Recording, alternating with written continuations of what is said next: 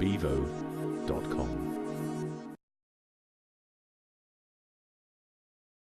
Yeah, because we interviewed Mike Harris, founder of egg.com, the other day, and he was saying that even if you don't know the industry sector, all you have to do is put yourself in the shoes of the customer and sort of work out what it exactly is that you want. I mean, I think Coffee Republic came during your time, the idea came to you when you were in New York, and you thought, well, you know, there's a big need for this that I'm receiving over here in London. Is that right? I mean, one of the important things I say in my book, probably the most important law I've got, is the importance of being clueless. Because entrepreneurs are often clueless, which is why if you've been in business for long, you don't necessarily come up with good ideas because you've got all this baggage, so you don't see clearly where the gaps are.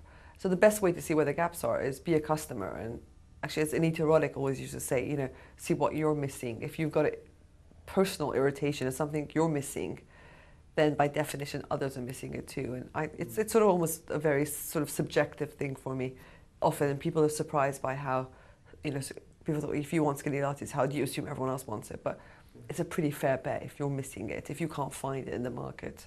A lot of people say that you should definitely not launch a business that you haven't got experience in yourself. So, you know, you need at least 3 or 4 or 5 years of management level experience before you try and do something in that sector. But that's not what you did. So tell me about that. Do you think you always need to have the experience? I think most entrepreneurs start in areas sort of where they don't have experience, because you see, the advantage of not having experience is your mind is open, your mind is clear, it's uncluttered, it's sort of uncontaminated by this is how we've always done it.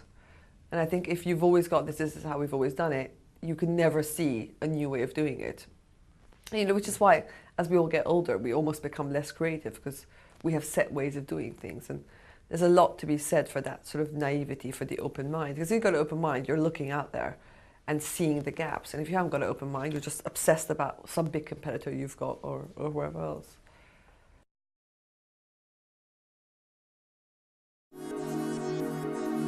bevo.com.